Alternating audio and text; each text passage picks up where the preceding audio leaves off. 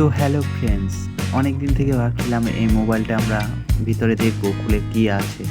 অনেক দিন পর আজকে এই কৌটোটা বের করে এই মোবাইলটি বের করে আমরা চেক করলাম ব্যাটারিটা দিয়ে, দেখছি অন হচ্ছে না।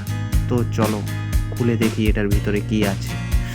প্রথমে মোবাইলটা অনেক খোলার চেষ্টা করলাম কিন্তু খুলতে পারলাম না। এরপরে আমরা একটি টেস্টের সাহায্যে মোবাইলটি খুলে তারপরে আমরা এই মোবাইলটির ভিতরে দেখব আদৌ কেমন আছে। চলো দেখে নেওয়া যাক, দেখি মোবাইলটায় কি আছে।